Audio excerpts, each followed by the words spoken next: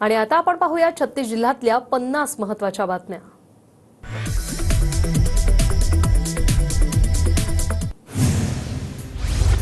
उपमुख्यमंत्री अजित पवारांच्या सुरक्षेत वाढ, गुप्तवार्ता विभागाच्या सूचनेनंतर पोलिसांनी सुरक्षा वाढवली।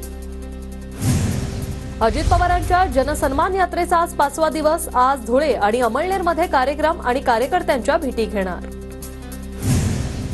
मनसे नेते अविनाश जाधव आज मनसे कार्यकर्त्यांसह राज ठाकरेंची भेट घेणार। उद्धव ठाकरेंच्या ताफ्यातील हल्ल्यानंतर आज शिवतीर्थावर सकाळी 10:30 वाजता ही भेट होईल।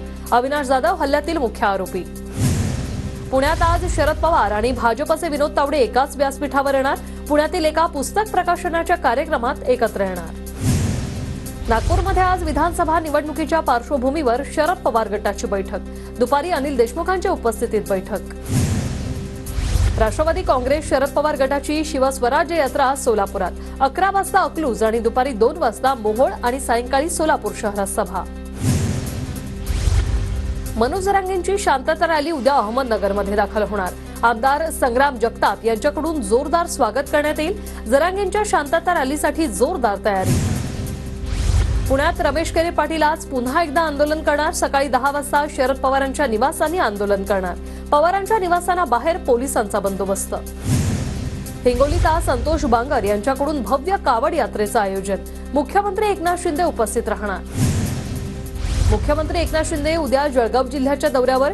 जळगावच्या सागर पार्क मैदानावर पार पडणार लाडकी बहीण योजनेबाबतचा कार्यक्रम। नाशिकच्या कपालेश्वर मंदिरात भाविकांची मांदियाळी। आज रात्री 12 वाजेपर्यंत मंदिर खुलं ठेवण्याचा मंदिर प्रशासनाचा निर्णय। श्रावणी सोमवार निमित्त विविध कार्यक्रमांचंही आयोजन। श्रावण सोमवार निमित्त पुण्यातील भीमाशंकर मंदिरात दर्शनासाठी भाविकांची गर्दी। मंदिराला आकर्षक फुलांची सजावट। श्रावण महिन्यातील दुसरा सोमवार निमित्त परळीतील वैद्यनाथ मंदिरात दर्शनासाठी भाविकांची मोठी गर्दी। श्रावणानिमित्त मंदिरावर आकर्षक विद्युत रोषणाई। पुण्यातील स्वारगेट शिवाजीनगर आगारात अवैध एजंटकडून प्रवाशांची पळवापळवी। एसटी आगारात खासगी गाड्यांचा सुळसुळाट। आरटीओकडे तक्रार करूनही कारवाई होईना। पुण्यातून अर्धा तिकिटात भीमाशंकरचे देवदर्शन करता येणार। 40 प्रवाशांच्या तीर्थाटनासाठी स्वतंत्र बुकिंग। पुणे विभागातर्फे श्री क्षेत्र भीमाशंकरसाठी विशेष बस सेवा। कोकण मार्गावरून धावणाऱ्या नियमित गाड्यांसह आतापर्यंत जाहीर केलेल्या 278 फेऱ्यांचं आरक्षण हाऊसफुल। वंदे भारत एक्सप्रेस गाड्याही फुल असल्याने चाकरमान्यांचा हिरमोड। राज्यात आतापर्यंत 123% पावसाची नोंद। नागपुरात सर्वाधिक तर नाशकात सर्वात कमी पाऊस झाल्याची नोंद। पावसामुळे कोकणात सर्वाधिक पिण्याचं पाणी तर संभाजीनगरला अजूनही दमदार पावसाची प्रतीक्षा। मराठवाड्यात पाण्याचा तुटवडा। मराठवाड्यातील धरणात सर्वात कमी 26.46% पाणीसाठा। राज्यात सध्या पुणे आणि कोकण विभागात 80%हून अधिक पाणीसाठा जमा।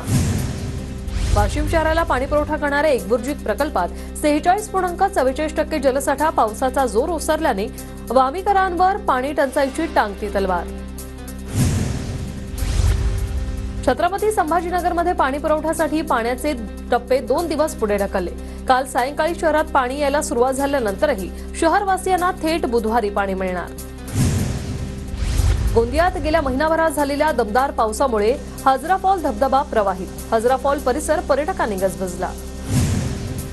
नंदुरबार जिल्ह्यात समाधानकारक पाऊस झाल्याने भाजीपाल्याची आवक वाढली। भाजीपाल्याची आवक वाढल्याने दरात घसरण। मागणी वाढल्याने भेंडी, गवार, फ्लॉवर, वांगी, मटारच्या दरात वाढ। शेवगा, घेवड्याच्या दरात घट। इतर फळभाज्यांचे दर स्थिर।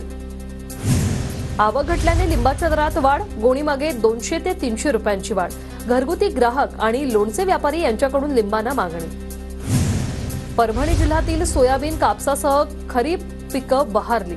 सतत झालेल्या रिमझिम पावसामुळे पिकांना उभारी। भोर तालुक्यात अतिवृष्टीने 80 हेक्टर शेतीचं नुकसान। भात, नाचणी, वड पिकाचं नुकसान। जुलैपर्यंतच्या शेतजमिनीचे पंचनामे पूर्ण। नंदुरबारच्या तळोद्यातील धजवापाणी गावात शेतातील 600 आंब्यांची रोपं कापून फेकल्याची घटना। आंब्याच्या रोपांची नासधूस केल्याने शेतकऱ्यांचं मोठं नुकसान।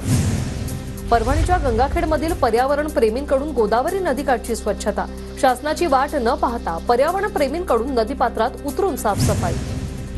ग्रामपंचायत कर्मचारी 16 ऑगस्टपासून बेमुदत काम बंद आंदोलन करणार। अनेक वर्षांपासून प्रलंबित मागण्यांसाठी 28 ऑगस्टला आझाद मैदानावर धरणं आंदोलन। अंगणवाडी सेविका आणि कर्मचाऱ्यांचं प्रलंबित मागण्यांसाठी आजपासून बेमुदत धरणं आंदोलन. आझाद मैदानावर अंगणवाडी सेविका आंदोलन करणार. जुन्या पेन्शनच्या मागणीसाठी सरकारी कर्मचारी 29 ऑगस्ट पासून संपावर जाणार. जुन्या पेन्शनप्रमाणे कर्मचारी शिक्षकांना आर्थिक व सामाजिक सुरक्षा मिळावी या मागणीसाठी सरकारी कर्मचाऱ्यांकडून बेमुदत संपाची हाक. राज्यातील परीक्षा शुल्क परताव्याला खोडा. दुष्काळ परिस्थितीमुळे मिळणाऱ्या परीक्षा शुल्क माफीपासून 86,000 विद्यार्थी वंचित. शुल्क परताव्याच्या तांत्रिक अडचणींमुळे 10वी-12वीच्या विद्यार्थ्यांना फटका. लाडकी बहीणच्या अंमलबजावणीसाठी विधानसभा निहाय समित्या स्थापन. मतदारसंघातील सर्व पात्र महिलांचे अर्ज भरून शासनाकडे पाठवण्याची जबाबदारी समित्यांवर. पात्र महिलांची यादी तयार करण्याच्या सूचना. समृद्धी महामार्गावर 7 कृषी केंद्र. नवनगरे प्रक्रिया उद्योग होणार. 61% शेतकऱ्यांची संमती. अहवाल 15 दिवसात जाहीर होण्याची शक्यता. छत्रपती शिवाजी महाराजांच्या स्वराज्यातील गड किल्ल्यांना जागतिक वारसा दर्जा देण्याबाबतच्या हालचालींना वेग. स्वराज्यातील 11 आणि तामिळनाडू येथील एका अशा एकूण 12 गड किल्ल्यांचा समावेश. युनेस्कोचे एक पथक येत्या सप्टेंबरमध्ये भारतात दाखल होईल. मुंबई मेट्रो 3 मार्गिकेवरील एका झाडासाठी 2 लाख तर 584 झाडांसाठी 12 कोटींचा खर्च. MMRC कडून कुलाबा ते सिब्स मेट्रो 3 मार्गिकेवर झाडे लावण्यासाठी तब्बल 12 कोटींचा खर्च. BBA, BCA, BMS, BBM अभ्यासक्रमासाठी 29 ऑगस्ट पासून प्रवेश सुरू. CETचा निकाल 28 ऑगस्टला जाहीर केला जाईल. समृद्धी महामार्गाची वाढवण बंदराला जोडणी दिली जाणार. इगतपुरी ते चारोटी असा 90 किलोमीटरचा नवा महामार्ग प्रस्तावित. विदर्भ आणि मराठवाड्यातील मालाची वाहतूक थेट वाढवण बंदरात करणं शक्य. कोन पनवेलमधील MMRDAच्या गृहप्रकल्पातील घरांच्या सोडतीतील ग्राहकांना दिलासा. काहींचं शुल्क माफ झालेलं आहे.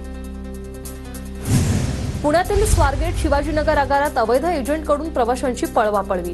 ST आगारात खासगी गाड्यांचा सुळसुळाट. RTOकडे तक्रार करूनही कारवाई होईना.